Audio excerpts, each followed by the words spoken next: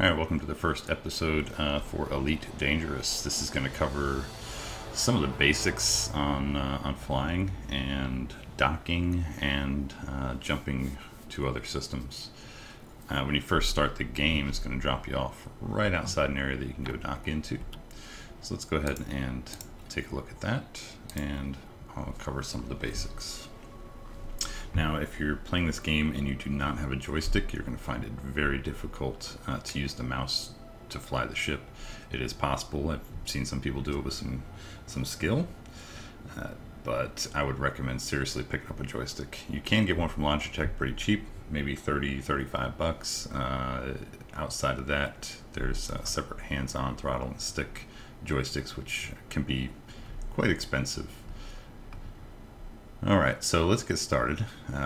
When you start the game, it's not going to drop you off here, but it's going to be kind of someplace similar. If you look at the bottom of the screen, you'll see your HUD. On your HUD, you have your radar in the center of the screen. Directly to the right of that, where it says 5, that is your current throttle. To the left of that, where it says 45%, that is your current heat signature. If that gets too hot, then the system will not allow you to fire weapons, may not let you to enter warp drive, and I'm sure there'll be a lot more consequences as the game develops. To the left of that, you'll see a globe. That's currently what's targeted. And to the left of that, you have your system. So currently we're in Novitzky Oasis. To the right of the radar, right above our speed where it says 8, we have our targeting reticule. This tells us what direction our target is currently in. To the right of that is our ship. Below it shows our hull integrity. Currently we're at 100%, we have no damage. And then to the right of that shows the power of our separate subsystems. So we have systems, which handles things like our shield. We have engines, and we have weapons. Whichever one of those has more power diverted to it, it will perform better. So currently right now the engines have all of the power, and I can use my left, right, and up arrows to change that power. Down arrow balances. So you see as I hit down arrow, systems, engines, and weapons all have equal power. Up does engines, left does systems, and right does weapons. To the right of that, it shows our current fuel consumption, as well as any indicators such as if we are mass locked, which means we are too close to a large object to enter warp drive. So mass locked basically means we're close to a very large object, which prevents us from doing any kind of warp drive whatsoever. Landing gear, that shows the status of your landing gear. And of course, voice attack just did it for me. Landing gear. Landing gear. Toggle landing gear. So before you even get started flying, you need to set up your controls. On my joystick, my top hat, I have set up for thrusters. So I can thrust left, I can thrust right, forward, and backwards.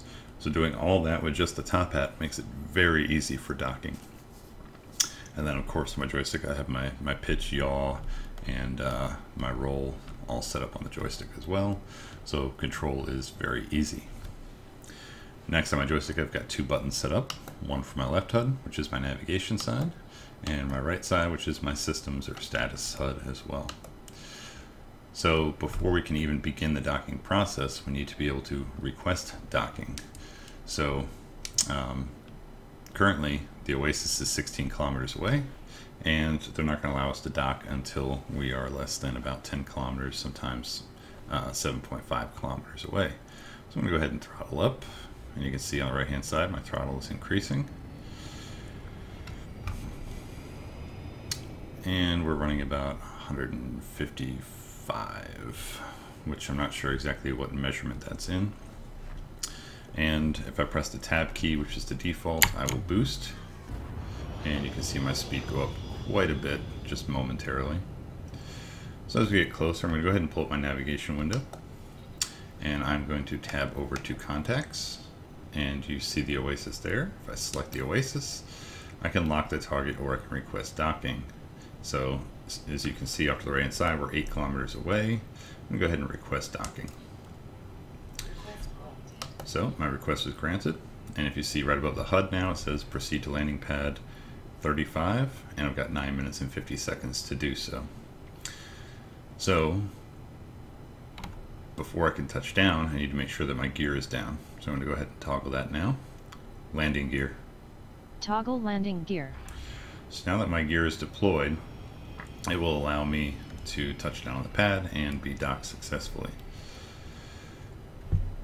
If it's not down, you're not going to be able to land.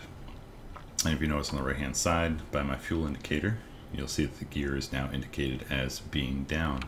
And I am also mast locked, meaning I am close to a large object. And I would say that this object is definitely pretty large. Alright, so on the way in, we'll see that in order to get inside, we've got a couple indicators outside. There's some rotating lights right outside the docking bay, green and red, which is navigation lights used today in aircraft and in ships as well. So green and red indicating left and right sides, and one of the old rule of thumb is red on right when returning. So the red should be on the right hand side when you're heading back home. Of course, it really doesn't matter so much in this game. You can be any direction you want. Alright, so on the way in, I like to keep my speed nice and slow, so I typically put all my power onto systems, which will slow my engines down because they don't have as much power. Once inside, we're going to go ahead and look for landing pad 35, which can be right below you. Yep, so there it is. So we're going to go ahead and head towards that.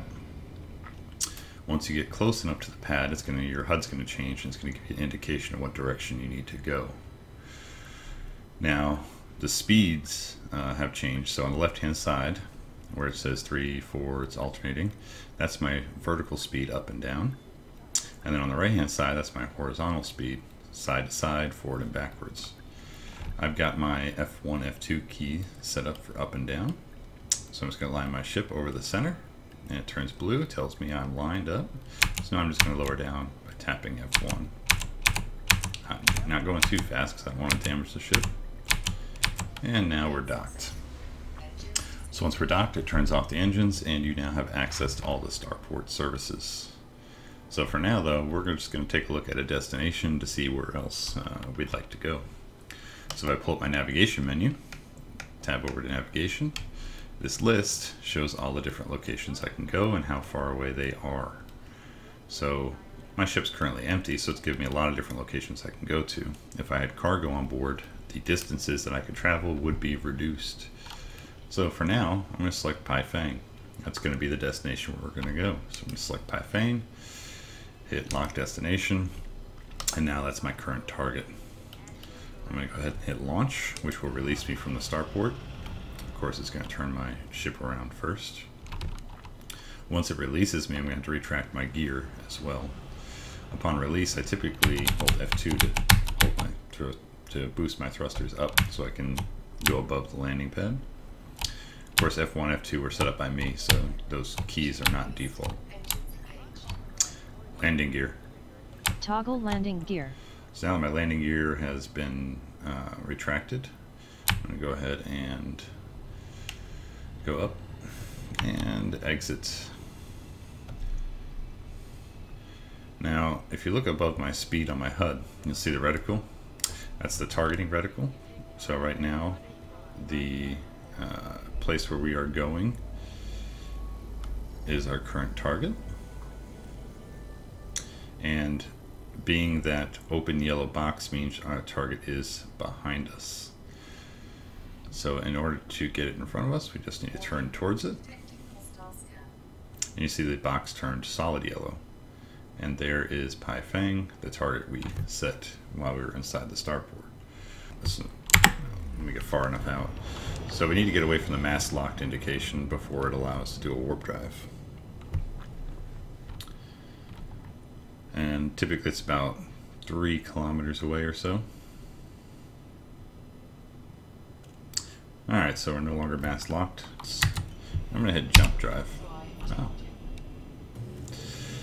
Once your engines have charged and you're aimed towards your target, you have to go to full throttle for it to energize. So as soon as I hit full throttle, the countdown will begin, and we're going to jump to Pai Fang. Now once we're in Pyfang, there's going to be a lot of different destinations within that system that we can go to, but really there's only one that we're interested in, and that's where we can dock and trade. This being beta 1.03, mining is not available yet, so there's not a whole lot we can do. Now since we're this close to the sun of this system, if we get too close to it, our heat is going to go through the roof and we're going to emergency stop. So currently we're in the Pyfang system. If I bring up my navigation menu, go up, here is all the different areas within Pyfang that we can go to. Brooks Estate is the place where we want to go dock, so I'm going to go ahead and hit that and lock destination. If you look at the indicator, you'll see it's a box with a diamond inside. That indicates a place that you can go dock and trade, do whatever you need to do there, refuel. So now that I have that locked, I'm going to go ahead and use my targeting reticle again to find that solid yellow block, and there's Brooks Estate. Now the throttle here is a little bit different. My throttle is going to be a lot faster than it would be normally. So if you look at my throttle on the right hand side next to my radar, you'll see a small blue area. If I throttle up, my little pin there will turn blue. That means I'm now auto throttle. My impact light just came on because I'm heading too close to the sun. So I'm going to keep it outside of my vision for right now until I get a little bit past the sun and turn towards Brooks Estate. This is to prevent me from burning up in the sun's, not really atmosphere, just getting too close to it will be way too hot. So now that I'm pointing towards Brooks Estate, my throttle has the blue indication. The throttle will go automatically as fast and as slow as it needs to go to get us to our target as quick as possible. So I'm going to go ahead and just let it sit on Brooks Estate, and we'll be back in a second when we get a little closer. Alright, we're getting closer now, and the ship has started to slow down. You can see my speed indication on the right hand side is slowly dropping. All you have to do is keep your ship pointed in the right direction. It may look like I'm going to overshoot and I'm heading up in there awfully quick, but as long as you watch your speed, it should slow down automatically. If it starts speeding way up, you might overshoot. It does that on occasion, not quite sure why. But as long as your reticle or speed indicator there, the pin is blue, then it should go and slow down automatically for you. So once we get below 0.10, it switches us over to kilometers as far as distance goes. Once we get below 1,000 kilometers, it'll give us safe disengage. This is the point where you want to turn off warp drive by pressing the J key, same way you entered it to begin with, and it will disengage you. Oh, interdiction, meaning somebody's going to intercept us. Let's see if we can disengage before they get us. Nope. So to get away from these people, all I do is hit the tab key to boost away, and then engage my my drive again. Alright, so we should be far enough away where they can't hit us. 4, 3, 2, 1. And then once we get below 1,000 kilometers from Brooks Estate, Warning, temperature critical. we just disengage.